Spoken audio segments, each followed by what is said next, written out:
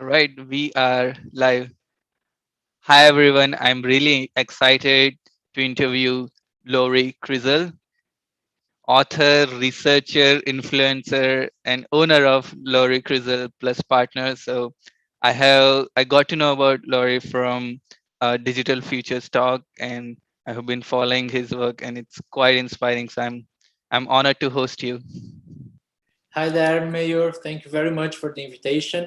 I am really honored to be here with you and your audience and to give you congratulations for this kind of project of sharing knowledge. So it's amazing. And I am so happy for being here.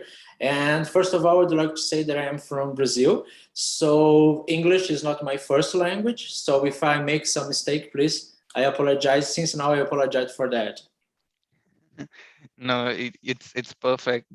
Um, so, Lori, can you tell us about, like, out of all things you could do in life, why you chose architecture? Okay, so I think that I am fall in love with architecture when I start to think about life, about what I would do with my life, with my plans. I think that everybody had this kind of moment in the beginning of their life, and when I discovered that with architecture I could help you to build dreams, because what is architecture? When you are creating an environment, a built environment that you are making a dream come true. So you have a project in your head. It doesn't matter if it's a building, it's a hall, a house. So you can help people with that. And in my journey, I could have access with another kind of knowledge. And I said, that's my path, that's my way to follow. So here am I discussing with you about neuroscience applied to architecture. So we have a huge universe here, and I know that you too, yeah, it's a follower of this neuroscience path. So I have that we are going to have a good chat now. I see. And like, what are some moments that got you interested in neuroscience? Well, in the beginning of my journey, I had the opportunity to live in London, UK, and I had access to some huge offices like Zaha Hadid, Norman Foster, and others. And I could see that there was a different kind of thinking about architecture. Nowadays, you could use the expression experience, that you were looking for a huge experience.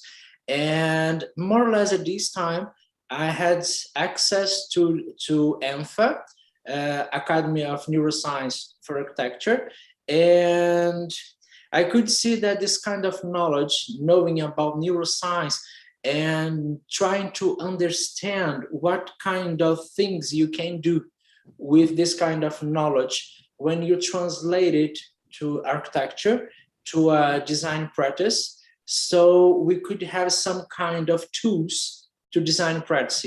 So I started this moment, and of course at my life I was in a deep with that. So and of course reading and make some courses and papers, producing a lot of things, a lot of studies. I always have. It's a Brazilian expression that you say that I always have a hand in my office and another hand in my academic life. So this kind of perspectives help me to put all this knowledge in practice, and a lot of practices through knowledge. So when we start to talk about neuroscience for architecture or neuroscience applied to architecture, we have to understand that we have two paths to follow. We have projects that they are in based, or how could I say, we have a lot of discussions about science during the practice. When you are practicing, when you are putting your hands on this kind of knowledge and trying to translate it to a project design, to a practice design. And we have another path when we start to work or to talk about measures, when you are talking about neuroscientific measures using EEG or eye tracking or GSR, HRV, a lot of equipment that we call wearables, the wearables one that you can use it. So we have those paths to follow, and I am in both because I have this kind of discussions about the neuroscience using evidence in the project.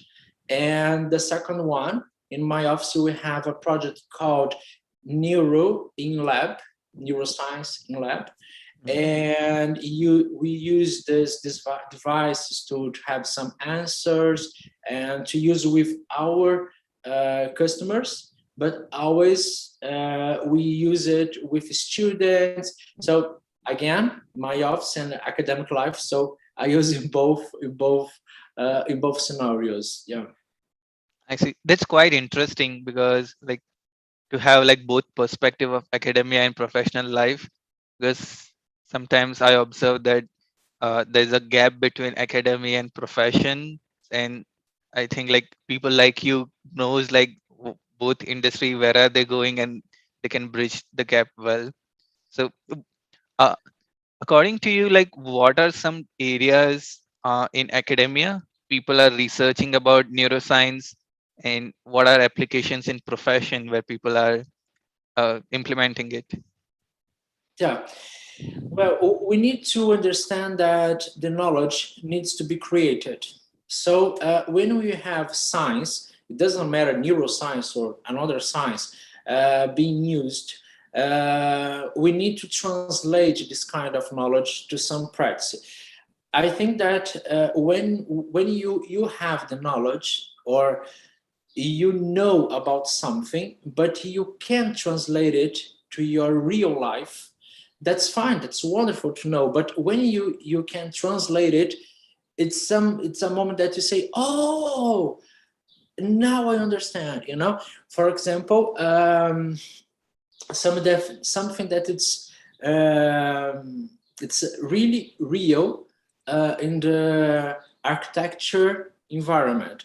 So when we start to talk about, for example, our limbic system, in our brain, we have one system. We have a lot of, but one of them are called limbic system, that it controls our emotions, learning, all these emotional ways or emotional arguments. And inside the limbic system, we have a structure called hippocampus. On the hippocampus, we have our mental GPS. I can use it to understand the space and to organize me inside this space like a mental map. And at the same time, hippocampus deals with our memory, short and long term memory. So we can understand through this simple knowledge that the space and the memory are together. Okay, it's a neuroscientific knowledge, but for example, when you are at home and you lost your keys, try to imagine that you lost your keys. What kind of exercise you do to find your keys? Probably you start to create a line thinking more or less in this way. Okay, I was in my bedroom, and then I did nothing, and then I went to my living room, nothing there, and then I was in the kitchen, I was taking a glass of water. Oh yeah, in the kitchen, probably the keys are in the kitchen. So we can understand through this knowledge that spaces and memories are together. So in the architecture field, we are going to use through psychological terms or psychological fields, we are going to call a specific memory that you call affective memory. So it's emotional memory. So when you remember a space, you can use this kind of tool, remember that, because something really important to you happened there. If I ask you, for example, Mayor, please tell me all spaces that you visited. Probably you're going to say impossible to remember all the spaces. But if I ask you to make a list, you can do that. And probably in this list, you are going to put spaces that there is a reason to remember. So it's so specific for you because there is an emotional link with that space. So the hippocampus has this kind of answer to us, you know. Of course, that we have a lot of things involved here, but it's a simple thing to understand that spaces and memories are together, are linked. So when you start to bring this kind of knowledge to architecture, to a practice design, we can start to create through this knowledge and countless others possibilities to work with some tools that you can use it in the project, you know, so to create a space to be meaningful to someone. So it's yeah, I am a lover, so so it's wonderful when you can start to think this kind of of thoughts, when you can create this kind of environment to someone or to a specific public, you know. So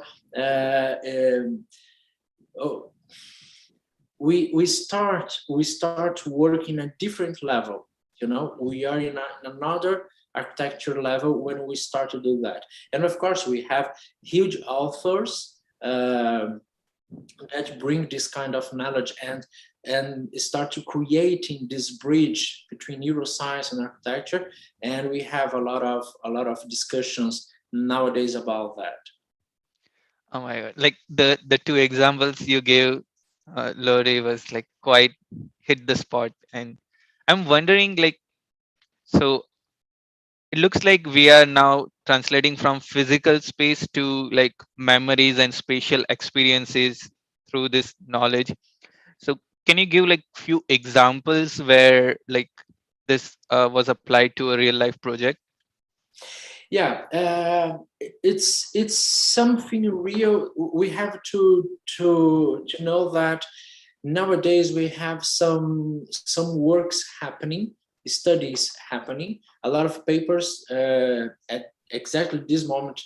People are working on it, but we are just starting this kind of movement, you know. So we have, for example, when you talk about biophilia, so or biomimetics, we have a lot of projects that are working with that, but we are just discovering the results of it, you know. So we have some environments, building environments, that okay, we are in the second phase, that phase that you are measuring to know the answers, you know. So uh, we have the experience involved. So we need to think that some projects, for example, I had some experience visiting Zaha Hadid's office, and we have a lot of huge projects that uh, the simple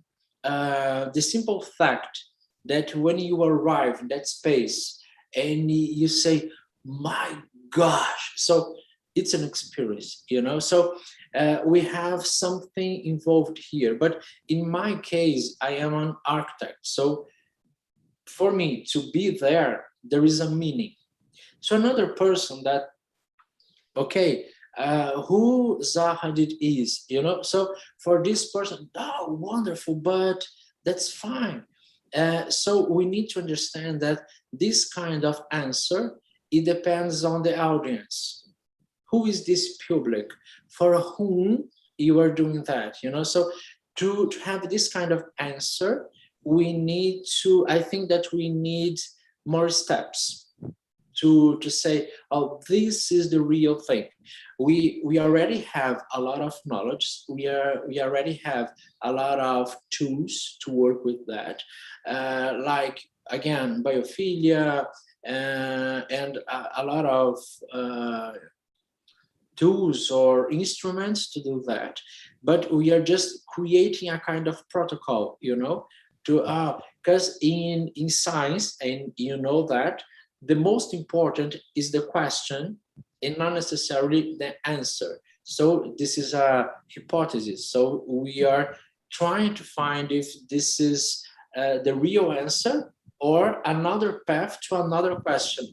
So we are in this phase creating things, but we have a lot of, for example, a lot of studies um, are occurring, for example, in Singapore, because we have a lot of spaces, open spaces, that brings really, really special movements or behavioral answers or sensory answers, like experience. For example, in the Marina Bay Garden, that you have the trees, not the simple trees, that building trees. Mhm. So people have a lot of huge experiences. You can't believe that it's happening, or that that space could create this kind of environment. So this kind of answer could have some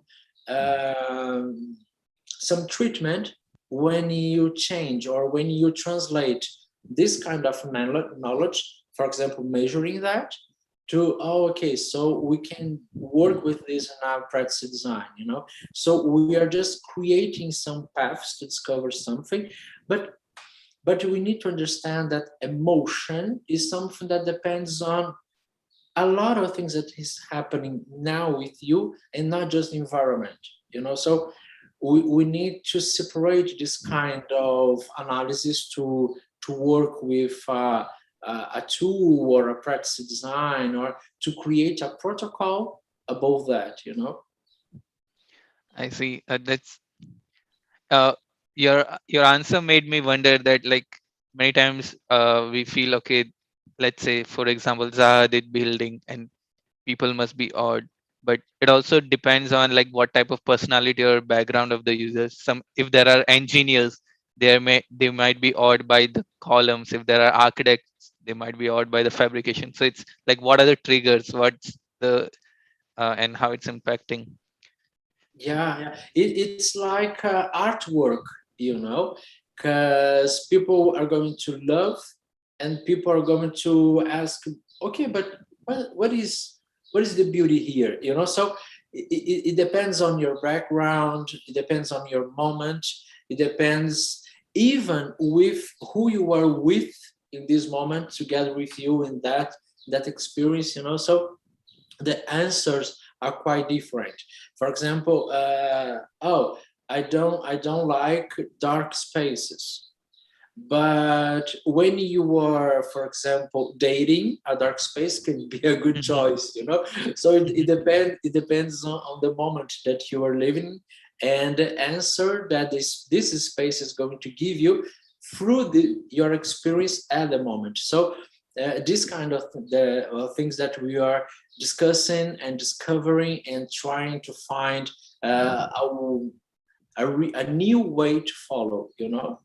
We Mhm. have a lot of answers nowadays, but we are trying to find more. I see. And like I'm wondering, like, since this is like very a new and upcoming topic, like how do you find like clients and make them aware about the importance of neuroscience in architecture? Yeah, okay. In my office, our customers about neuroscience applied to architecture, mainly they come through the retail design, commercial architecture. So they want to discover if, for example, the shop window, if that's fine, if the products are in the correct point of the view, what kind of answer you are going to have in the behavioral field in relation to this kind of public. And we need to understand who is this public, because for children we have some kind of concerns, teenagers other, adults other, and even inside the universe you have some interests different. So usually we work with, for example, in a simple example, we use an eye tracker, the glass, Mhm. and the EEG, just to analyze these two metrics together. Why? Because if you have just one metric, for example, the eye tracking, through eye tracking, we can have the gaze. The gaze is the first point seen, the second one, fourth one, who is the mapping that your Mhm. eye is doing, and the heat map, the hot zone, cold zone. Hot zone, people are really looking at it. A cold zone, okay, just, so creating that. But we need a second metric. Why? Because sometimes we are deal with human.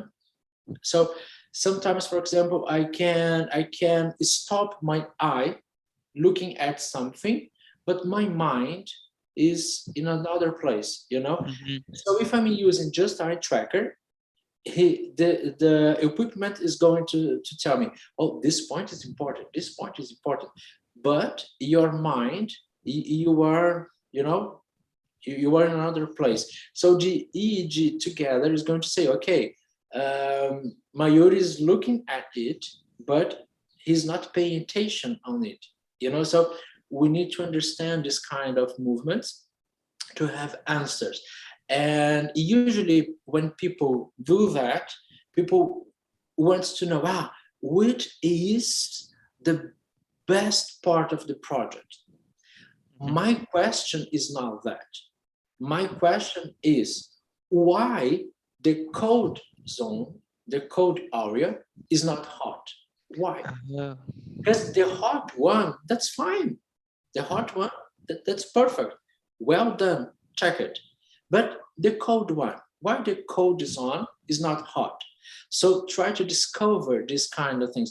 So we start to work with the extended VR. Usually you use just VR, but with the extended one, uh, it's a kind of experience that people can make some interaction with the virtual environment. So you can touch, you can move, you can use this environment to give some answers. Okay, so please, here that you were not looking at, what do you think that could be better? I'm not sure, probably the color. So in the computer, let's change the color. So no, that's much better now. So you are starting to creating a hot zone here, a hot area in a place that usually should be a cold one. So this kind of experiments, we are working now and creating some protocols to do that and to have this kind of experiences. Our intention is to create a totally hot environment.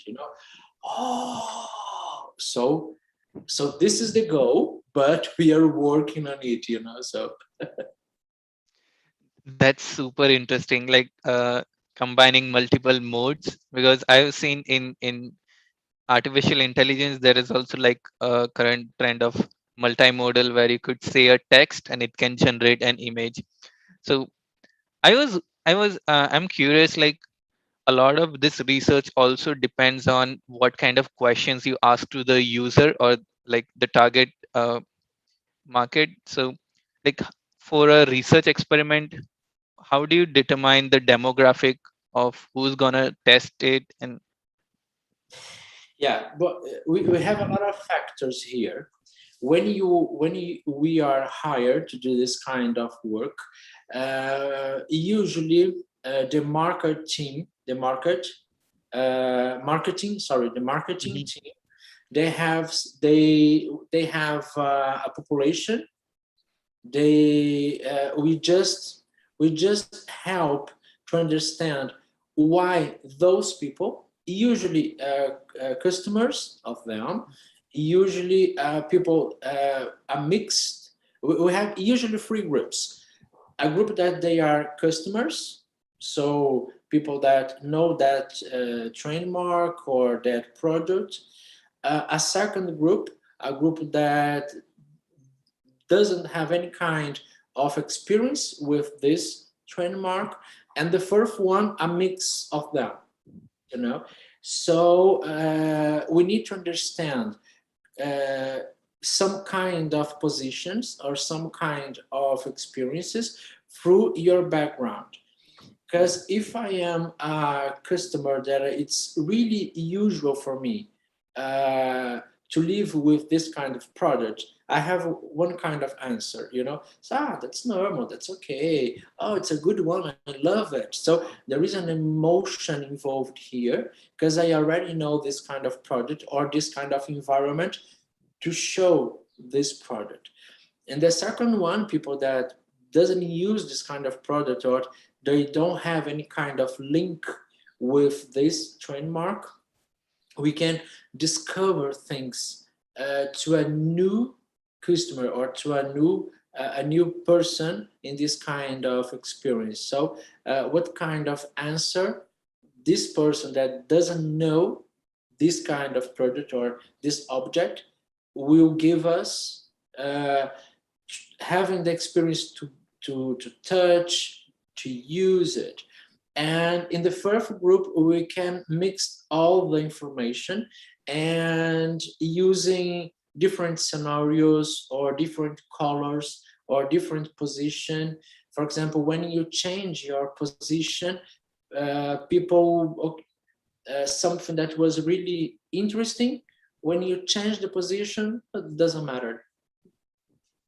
There is not a specific answer, so we can create through this kind of answer how to organize the products, how to put which is going or should which one should be the first one to be shown, the second one, the first one, to create a kind of journey inside the environment, to create a kind of a journey of experiences. The first experience, the second one, the first one, to creating something increasing. Oh, that's fine. So you are completely inside this environment. So we organize more or less in this kind of thing, but always there is a team with us, a marketing team, a visual merchandising team. So everybody's start to create this kind of answers together to organize this new experience. So it's huge. It's huge. It's wonderful. I see. So yeah, I can only imagine like how challenging it could be, like to understand and know the biasness outlier of the research, and having like a well distributed group of different background, culture, age to come up with the right results and questions. So, Yeah. And here in Brazil, we are in a continental country. Brazil is really huge, and we need to understand that the culture, uh, the geographic position, the weather, everything is going to change this kind of perception. So, for example, if I'm working with a trademark in the south, the answers are going to be completely different if I work with a trademark of the north of the country, because it's another country, it's another Brazil, another one. So it's really different. The culture, the way of understanding life, the economic situation, politics, a lot of things that are going to create a culture. So we have different answers. So we need to take care with that. So that's the reason that we cannot say that this is the answer. Okay, this is the answer for this situation. for this public, for this culture. Because sometimes when you change a color, the color has a meaning here and another meaning here, the same color, so we need this light. The lighting project needs to change because of this kind of differences, so the perception is different. Here in Brazil, when you are in the south, uh, you have different kind of perceptions because the weather is different. When you are in the north, and probably you are going to have a hot weather along all during all the year, so you have another perception of colors of lighting projects, so we need to change things here. So it, the culture is going to be different too, the way of understanding life. When you have the sea in the city, when you don't have the sea in the city, so this kind of perceptions are really different. The way that you are react to in front the universe in front of your life is different. I see. I'm just curious. So let's say I see like UI UX designers or technology influence user behavior or user pattern. Let's say if I'm using a Google map, it can recommend a route and I will go with that route. And even if I'm using like a dating app, the suggestions of matches I get is influenced by technology. So my question is, let's say there is a customer, a client you have who has a shopping space, and then they propose that we want to do like fully VR or AR based shopping experience. So how do you like approach this problem where there is a particular user behavior and then you want to change the user behavior for a new experience?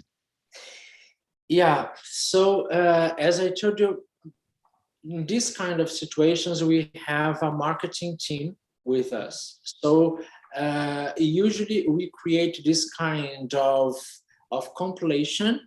We have all this data collection, and they are going to give us the north, you know. So okay, for this situation, we should to work in this structure. We need to have a structure like that. So for this situation, we would like to create this kind of experience, and we do that using this data collection. But it's not a decision of us, it's not a decision of mine. They give us the demand, so we just create in the better situation using all the techniques. But when you change the environment, when we change the location, so sometimes we need to say, okay, the, that answer was great, but here we need to change a lot of things. So we need to measure again, we need to do all the studies again, because we are moving many important parts here like a puzzle. So we need to reorganize things here, because if not, for this kind of audience now, this kind of public now, we are not going to have a meaningful answer. And we have what I want with my work is to give meaning to someone, so Mhm. we need to create that. But the demand comes from the marketing team usually, and we use a lot of structures of the visual merchandising team too, Mhm. because they have, for example, they are launching a new collection, so Mhm. they want to show, they need to show. And they start, oh my gosh, now what can I do to give a good perspective of that? So we are always dealing with this kind of situation, and it's a challenge because this trademark, they have a purpose, they want a result. What is really really good is that all those big players, they know that the valuable thing is to give a positive experience. Mm-hmm. They don't think we need to sell, we need to sell, we need to sell. No, they think that we need to have a good experience, because uh, talking about neuroscience, when you have when you have a meaningful experience and positive one, we we start to think that we need to leave that again. We need to return. I want more. It's a dopaminergic Mm-hmm. relationship, So I want more of that. So to say that, it must be positive and meaningful, so they understand that it's not sell, sell, sell. No, give experience, give experience, give experience, and it's a good thing, because we have a positive answer here, but we have a lot of points to link, to put together, and of course they want a result. They bring us some demands, specific demands, and okay, we need to create this kind of environment. But it's always a challenge, Mayor. Always a challenge. I see. And I was just wondering, a lot of this like experience is also influenced by like psychology, because I like in grocery store they keep like chocolates and gums at the end during the waiting line so people can buy it. So it's like a lot of disciplines are coming together to do this research. So Yeah. Yeah, and it depends on the public. For example, when you were working of candies, for example, mhm, and we are thinking about that children are going to be a huge part of this public, we need to think that we have some structures thinking about in the children environment, not just in using the correct highs, but the correct meaning for that children. What that means? It's an adventure. It isn't going to be experience to discover something. It's going to be questionable. What is that? What kind of experience you want to create for this public? But in the same way, we do this with adults, because you can create some environment that people needs to discover which is the next one, which is the next step, so this kind of thing, it's amazing, because you need to think not with your head, but with the public head, the mhm, public thoughts, and what, as you said, the psychological field. It's really, really important to understand. So when you start to talk about some intentions in this relationship between me and the product, between me and a specific object. So it's really what it means to me, so if you have some image, probably there is a reason for that, and of course that the marketing team, they are working with the same thing, the same line of thinking. So we are always creating uh, an unique path, mhm. so it's uh, we are always learning about a Uh, lot of a lot of disciplines, I see. That's quite interesting. And like I think like the gaming industry has done this pretty well, where they have like a sense of adventure, character, memory, and like belonging in that virtual space. My next question is, what is the like most challenging part of a project, or what is the most challenging project you have done till date? Whoa. The most one, or the most kind of works? Like any question? Yeah. Okay, so I think that when we need to work with a public that we have children inside the public, because it's a universe that you need to all these works we always called a psychologist to work with us, because we need to understand that for adults, okay, there is an experience, but for children it's an experience much more remarkable than for an adult, so usually we have a kind of consultant that's a psychologist with us, and we need to understand what kind of security we are going to create in the project, but it's a psychological security, so okay, this kind of experience is going to be amazing for these children, but uh, must be a positive one, as we did for, or as we do for adults, so trying to understand this kind of emotional relationship. For example, it's wonderful to put something that the children wants, but in which level, so I want, or that oh, I want, so I see. we need to understand this kind of relationship.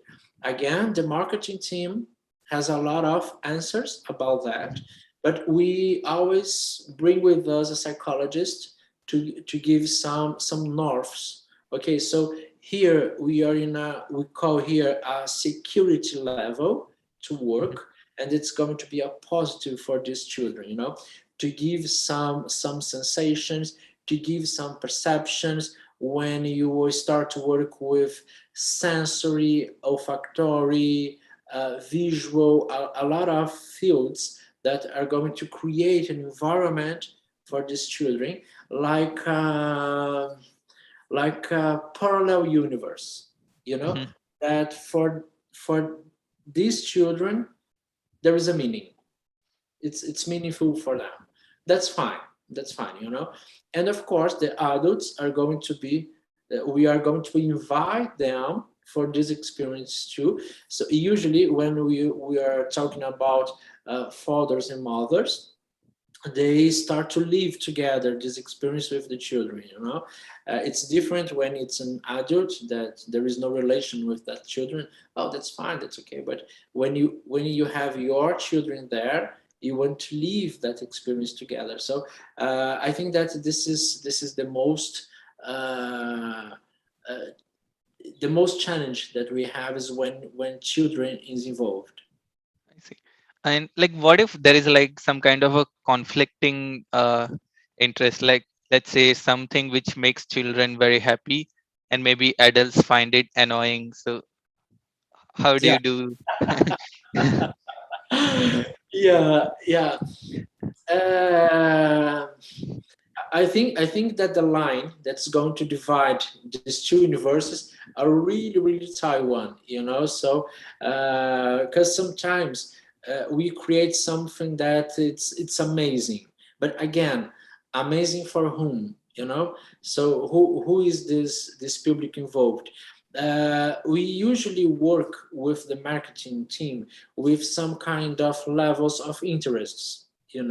So sometimes, for example, when they are creating a campaign just to launch a new collection, so they want to create something that it's really exciting, so people are going to be really really excited with that.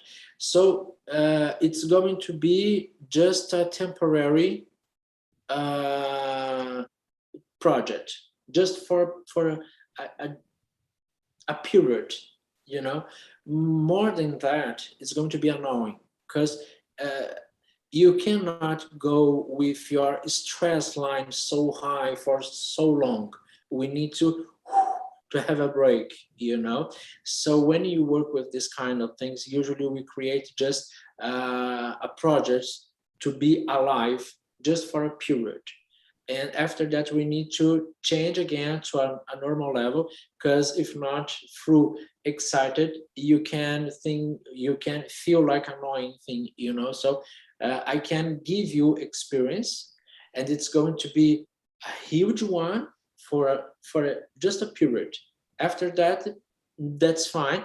But if I still trying to exciting to put more information, you're, oh, come on, stop with that, So we need to understand this kind. So neuroscience gave us a lot of answers about that. So the measurements are going to give to. So sometimes we create things in this perspective, and during the process, when we start to measure, we decide to change some structure, or, oh, we need to change this part of the project, or we need to bring our deadline for now. We need to Mhm. stop earlier than we were thinking in the first time. So Mhm. sometimes this kind of adjusts are necessary. I see. And I assume like different projects have different time duration. So how much generally a project research lasts? Like how much time it takes for start to end date for a project? You know the project, what I am doing, or in the real life? Like for a particular project, like what's the duration, general duration? Oh, okay. It depends. When you were working, for example, when a trader they are trying now, so they will launch a new collection, for example. Usually, we start work 6 8 months before to create all this environment, to understand all the experiences, to create all the possibilities of the project. And sometimes, usually, we create more than one project. So when we start with the campaign, we need to understand in which part we are going to use. For example, here in Brazil, in which part of the country we are going to use each project. And sometimes we change the projects of these places just to know about answers. And as we know that is going to be alive just for a period, usually 2 or 3 months, we divide this period to change the projects that they are different, and to have answers. So when we are going to have another new collection, so we know that what kind of answers are the best answers in each region, so we can create a kind of protocol. So, for this part of the country, we need to work with this point, this point, this point. So we are going to create. But when it starts, usually 6 8 months before the campaign. I see. And I you mentioned about ANFA, which is very good to learn more about neuroscience applications in architecture. And on your website, you have a neuroscience neuroarchitecture course. So can you talk about like what are things students will learn in that course? Oh, yeah. Well, here in Brazil, I am the coordinator of a neuroscience applied to architecture master degree here. And usually we have architects on it, but also designers, light designers, some colleagues from another areas like psychologists. So we have, but all the team wants to know how to bring this knowledge to the project. So the most of them are architectures, and but it's a master degree. It's not a normal course, just for Yeah. post graduation level. But it's amazing to know how people are dedicating themselves to create this bridge between neuroscience and architecture. Nowadays, we have more or less 2,000 students here. Yeah, it's Oh a my huge, God, that yeah. Brazil is a huge country, so we have more or less 2,000 students in this course. I am the coordinator of another ones, but But yes, we have a huge answer. I am really involved in the ANFA Center for Education, Latin America. We are trying to create a Latin American environment and a group to study it. So last year, I launched my book. That was the first book in Brazil. This is this one here. It's almost a Bible, you know. Oh So my. yeah, this one, and it's a huge project here. We have more or less. So now it's going to be a problem in relation to my age, but here we have more or less 20 years of research here, and yeah, it's amazing to know that we are creating this. We are as you and your studies and your papers, we are, I think that we are creating a really interesting part of this history of science coming or arriving in the project universe, you know. Because usually, okay, we have buildings, we have architects, we have engineers, and we have scientists, we have, you know. So now we can just, okay, we are a team, you know. So it's amazing to know, and it's amazing to know how people wants to know about that, wants to read about that, wants to dedicate themselves to study it. So it's really amazing, and it's going to be a pleasure to be you here with us in some moment to talk about your studies, because you have a lot of things to tell us and to teach and to share with us with your studies too. Sure, I'd be more than happy to share. One thing I would like to mention is like I attended my first ANFA symposium, like it was 2 weeks ago, and I found a lot of researchers from Brazil presenting there. So that was one thing I noticed. So that's amazing that the institute and the community in Brazil is very active in this area. Yeah, we are. Yeah. How much time did you like took to write this book? Oh gosh. uh, this project is started, I think that more or less 8, 10 years ago, when I start to think about it. But to put in hands, okay, now I'm going to do this. I think that it more or less writing, searching, recovering some studies, and doing some interviews. Because one of the goals of this book is not just my word, it's or my thoughts. We have some interviews inside with neuroscientists, psychologists, and of course that architects that use this kind of knowledge.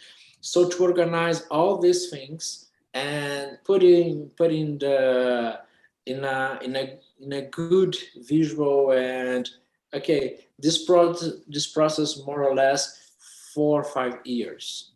Yeah, to have this kind of result. The book has a result more or less 5 years. Yeah. I see. And like, uh, what are like some of the key goals, like key content of the book? If I were to ask like some highlights about the book. Yeah, the book in the book I bring all my experience in this field, and of course that the retail design, that it's a huge part of my work, is the biggest point here. But not just that. I use the retail design as the environment to explain all the concepts, all the studies, and to bring all this kind of other knowledge that neuroscience brings, psychology brings, and other colleagues brings. And nowadays, I am working in two others. I'm just writing now two others. One of Oh my them, god. yeah, one of them with a colleague. She's architect too, and she's a huge um, researcher in this meaning of neuroscience applied architecture. She's called Jessica Carboni. We are writing a book in this meaning. And the second book I am writing with another friend. She's psychologist. She's Marivania Boca. And we are the second one. We are writing about how to create a briefing using neuroscience and existential psychologists to have some kind of a new structure to create a meaningful briefing structure, you know. So it's two paths here, nothing to do, so let's write a book. That, that that's great because Yeah, like of course, that nothing to do was just a joke because the offs and the courses and a lot of things. So people say, "Oh, you are completely crazy. You have your offs, you have your courses, and you are going to write two books at the same time." Yeah, let's go. I am alive, so let's work. Yeah. that's incredible. And I was about to ask, like, you're doing so many things. So how does a day in your life look like? Sometimes a nightmare, you know. Yeah, sometimes a nightmare. But I think that when you do what you love, your body is completely distracted, but your mind, oh, okay, yeah, I'm doing what I want, you know. So Hmm. yeah, we need this kind of. I have this kind of perspective. So I am, as I told you, I am a lover about that. So let's go. But you get enough sleep or you don't? Thank you, thank you. I, so I haven't done this before, but I'm trying this. Like, it's a rapid fire question round, so you need to answer instantaneously whatever I ask. So Oh, okay, okay. So if you close your eyes, what's the first place that comes to your mind? oh gosh, it's difficult. It's difficult. I think that the first one,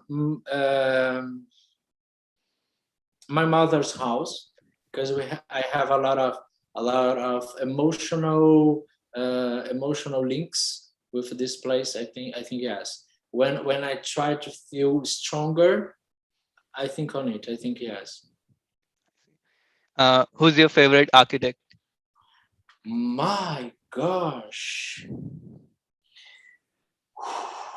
Uh, yeah, it's a problem to answer that, but I think that Norman Foster has a special perspective of technology, people, experience, city, environment. I think that his work is really amazing because at the same time that you have the highest technology, you have the most simple concepts about biophilia, for example. You know, so you put everything in a uh, in a in a everything you can put just in one experience. You know, oh gosh. So, but I Eh, have a lot of others that I could say the same. But the first one, this one. I see. Okay. And what's your favorite public space or architecture building? Um, I am a lover of a lot of, but I think again, I think that Singapore, you have a lot of open spaces, showing that architecture is not just a closed space. You know, you can create open environments that we have building, and the space that you are is almost a building too, because you have facades here that are going to create a new environment inside that. So I am a lover of. I would say that this kind of experience that I live every time that I go there. My gosh, I can't believe that I'm here again, and I am feeling everything again as the first time, so yeah, Eh, I think You it's are that. Yeah. reliving. And which city or countries in your travel bucket list? Sorry. Any city or country which you want to travel next? I am really curious about Japan. I don't know Japan. I know a lot of countries, but Japan is something. It's a place that there is something special that I want to know. That this is my first step as soon as possible. I see. Uh, a few questions to end the interview. First is there anything that frustrates you the most about architecture profession or the way we work? Here, I think that during our life, we have some difficult moments, but at the same time, those moments needs to exist. It's just to show you that you need to be stronger than the situation. So instead of thinking about a frustration moment, I prefer to use it like I stairs. Okay, it was just a step to go higher. So uh, of course that I had some, and all of them, just to put me stronger than the situation. I'm going to I'm going to survive of it. I'm going to be the champion here at this moment. I'm going to be the champion. So of course that's a perspective to use in life, and that's mine. But I prefer to change for these bad moments to a moment that I grow. Hmm. I see. And what is your piece of advice to students or young professionals who want to learn neuroscience in architecture or do research? Read, read, and read a lot. So neuroscience, it's a science that is bringing everyday news. So we need to be really really clever about that. And what is the clever means here? To read a lot, to read different authors, because we have different perspectives that can help us to create our perspective. uh, we need to translate things. For example, not just reading it, but okay, this kind of knowledge, how could I use in my real life? What does it mean in my moment, in my work, in what I want to do? So to translate knowledge is something that help us to understand this knowledge. For example, that example that I told you, that about the hippocampus, the keys, the environment, the memories. So when you start to translate, it's going to be easy to to to translate the knowledge for something that, okay, it's part of my life. So okay, now I understand. Sometimes I don't remember the name of the author, but the knowledge arrive, and I can use it. And every every time that you have the opportunity to work with someone that uh, is using this kind of knowledge that you want to bring to your life, work with this person. It doesn't matter if it's like a trainee or just to an immersion activity. I did a lot of immersion activities in my life, in AEDAS, Norman Foster, Zaha Hadid, Big, countless others. And I was there because I it was something that has a meaning for me. How how how can I think architecture through their perspectives?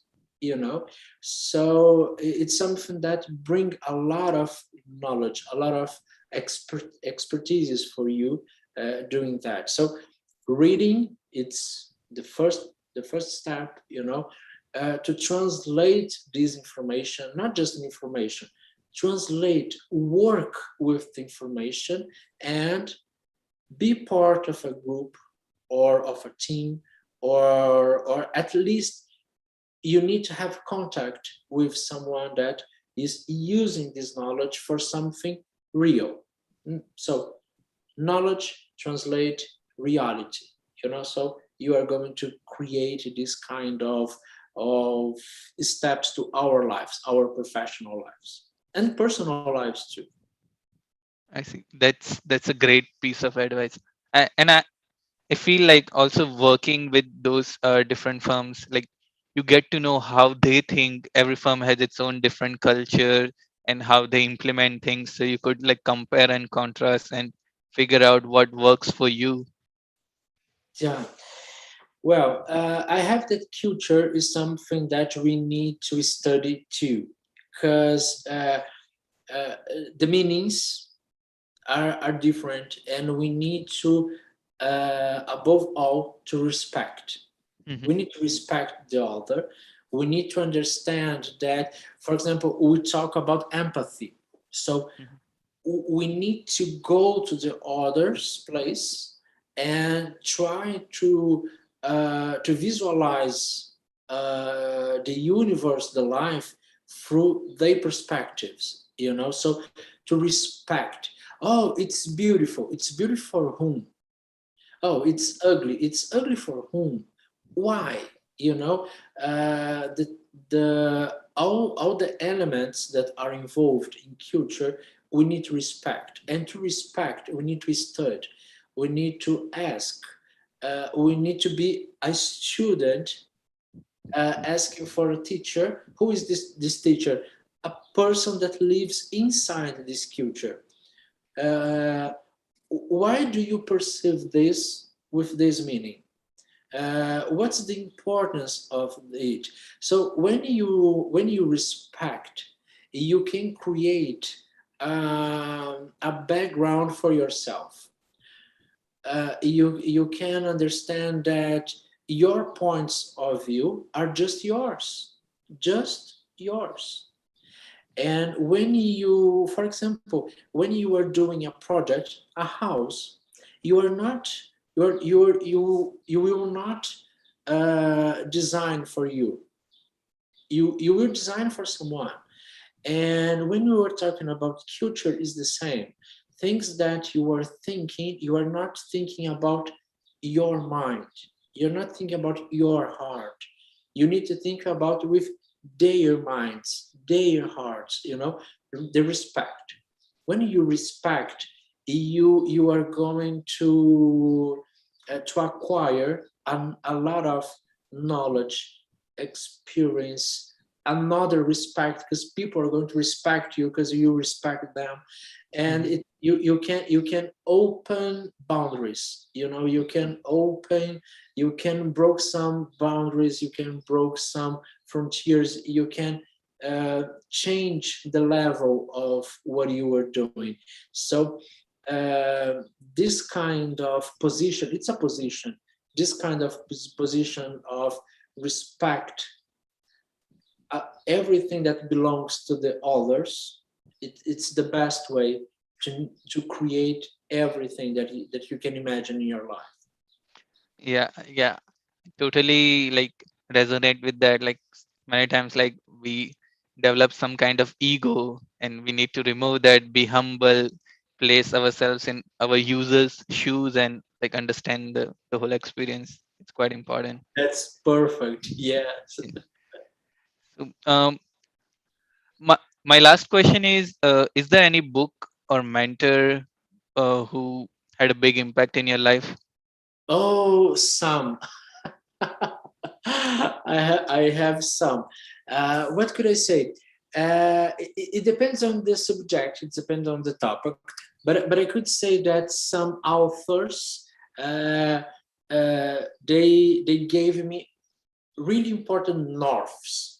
For example, Donald Norman, uh, Johanni Palasma, Michael Erbib, David Kirsch, Thomas Hamsey, Paul Zak, oh my gosh, Harry Mulgrave, uh, John Paul Eberhard. So we have a lot of authors, really renowned authors, that they are the pioneers. They start to create this bridge between neuroscience and architecture. And in my case, I call them gods. You know, they are gods because they are the pioneers. You know, for example, if you think in another perspective, for example, Paul Ekman, when we in search of memory, that they are his studies trying to discover how our memories are creating and which part of the brain are involved of that. So we when I was given that devices that uh, uh, that steps reading, the first one, reading research, we need to understand that different areas can contribute to structure and knowledge. So I think that it's really impossible to say one, you know, because Mhm. we need to have different perspectives to create your own environment. Oh, Mhm. now I can find me here, you know. So, and of course I know that in a new perspective, and we have new generation arriving, bringing a lot of really interesting things. For example, the studies that you are doing. For I am so curious to know about something that you are creating, and we need to schedule another chat just to know this kind of things and to bring your knowledge in. And I am serious now.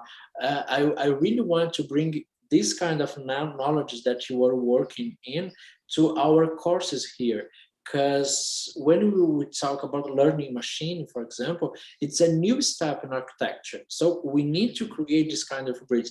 So it's an environment. It's an environment, you know. So probably, I would say that Mayor, sorry, Mayor Mystery is going to be a next author to to quotation. Mhm. That's so nice of you to say. So,